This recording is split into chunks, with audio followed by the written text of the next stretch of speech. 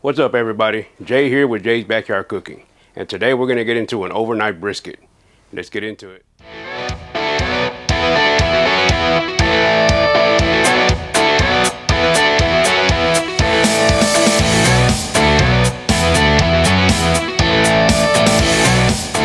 All right, here we are back inside. Let me go over real quick what I got going on here. I already took out and set up my disposable cutting board, my boning knife, the aluminum pan that I use for fat renderings, a good craft beer, and the brisket. So the brisket itself, we found it at HEB. It is a super trimmed. It looked like it is in the package. The good thing is I have some trimmings left over from a previous cook that I had froze. So if I don't get enough out of here, then I'm just gonna throw those into the aluminum pan, and that'll be the tallow for once it's ready.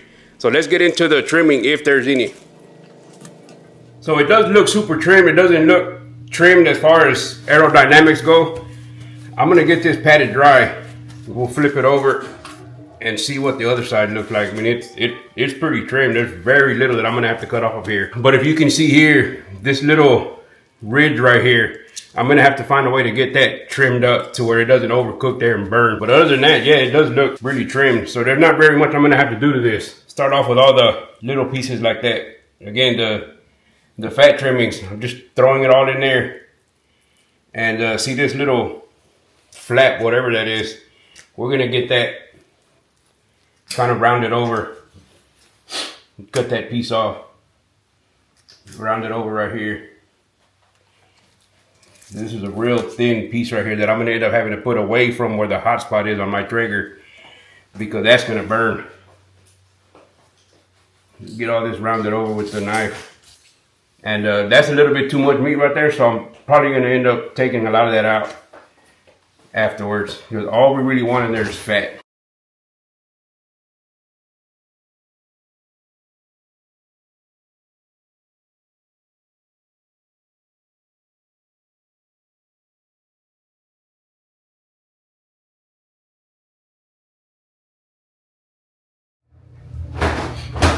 Here, I think I'm just gonna cut all the way around this way and get that flap off.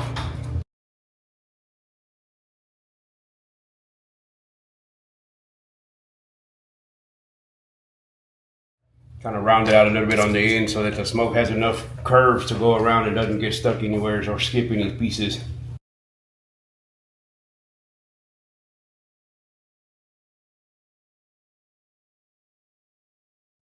Yeah, it's super trimmed brisket, so there's not gonna be, I'm not seeing very much fat that I'm gonna have to trim off, because I think I wanna keep all of this here. Probably wanna keep all of this here, it's about 1/4 of an inch right there. So small brisket, super trimmed. Price tag on it was like $30. I didn't even check to see how much it weighed, but it's, again, very little brisket.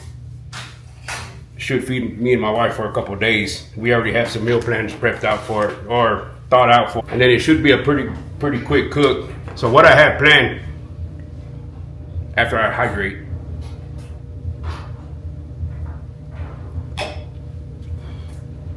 what I have planned is to put it on tonight about 8 or 9 at the lowest temperature, or 200 that the Traeger will go. I've never tried to cook at very low temperature, but if I can get it down to 200, that's what I'm gonna put it in at.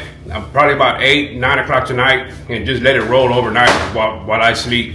And in the morning when I wake up, I'll check on it, see what the temperature is, and then decide which route I wanna go after that. Now I have the aluminum pan out. I'm just gonna transfer this over, and then my version of washing dishes, throw this away. Okay, once I have this centered in the pan, I'm gonna go easy. I'm gonna use the Meat Church Blanco seasoning. It says it's good for steak and everything else. Tasting it, I'm not gonna go too heavy with it, and I don't think it has the right amount of pepper that I like for my brisket, so I'm gonna add just a little bit more pepper once I dust it with the Blanco. Go on with a little bit of that. Dust it a little heavy with the pepper because I like it peppery. We're gonna pat that in, flip it around, do the same thing on the other side.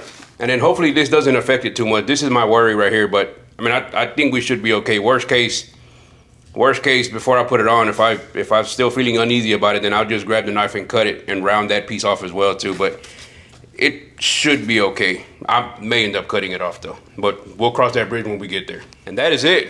I'm gonna wrap it and leave it sitting here for a couple of hours. Once I'm ready to put it in the Traeger, just gonna throw it in again.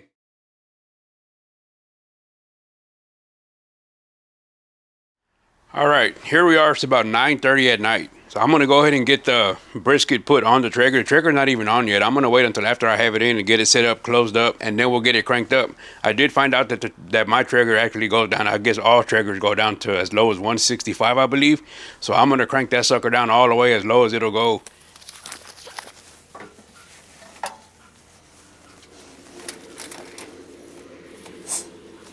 All right. I'm actually gonna go fat side up, and then this dimple, this little ridge right here, I went ahead and left it. Hopefully it closes up right here enough to not affect it too much. But just gonna center that right in the middle, and then the trimmings, I'm just gonna put that off to the side. That is it. I'm gonna close it up.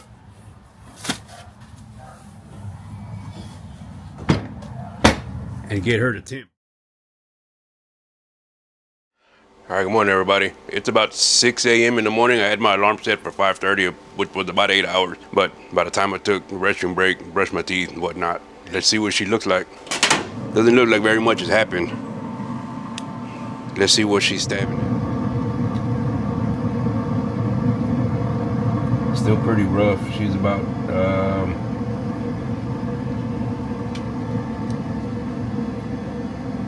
132. Feel like she has a good bark going. Let's see.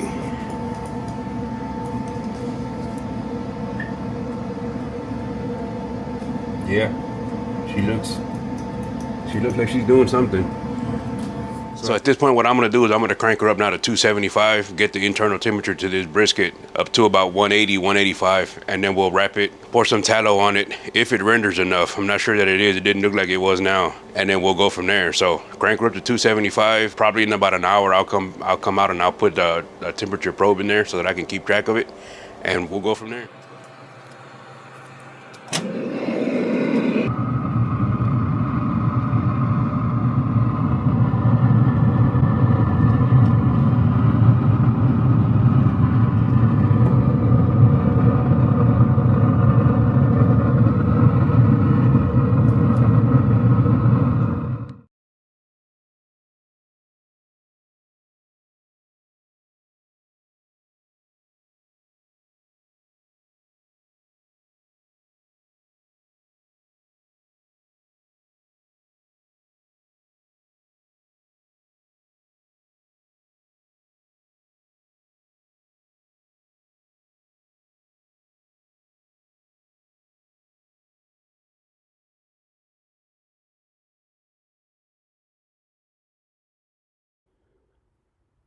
Yeah, so I did it again. Lost all my audio. Not sure how that happened, but so I'm gonna walk through it here real quick. Just I was dealing with a dull knife. If you see, I'm giving the hang test. It's got some pretty good hang. It was really juicy. Tore apart really good. Everything seemed fine. Everything was good. I got the flat cut up. Started working on the point, and again, up until this point, everything was fine. Real juicy, real tender. So I continued. Here I cut off a pretty good sized burn in. Got pretty excited. I believe here I was talking about how me and my wife were going to enjoy dinner and enjoy the brisket for the next couple of days. And on and on and on about how good it tastes. Again, don't get me wrong. The flavor itself, delicious. Couldn't have done any better than what I did.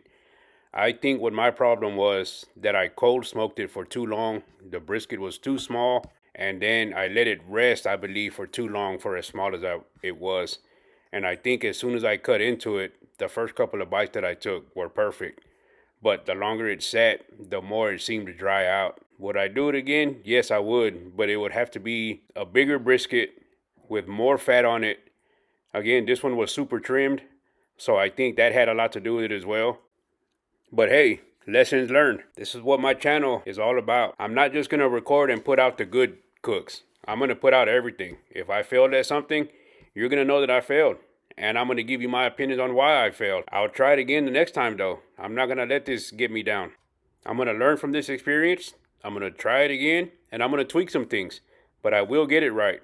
I love to cook, and when I fail at something, I chalk it up to a learning lesson. I will get it right, and I will make another video. Not even gonna do my normal outro. We'll see you next time.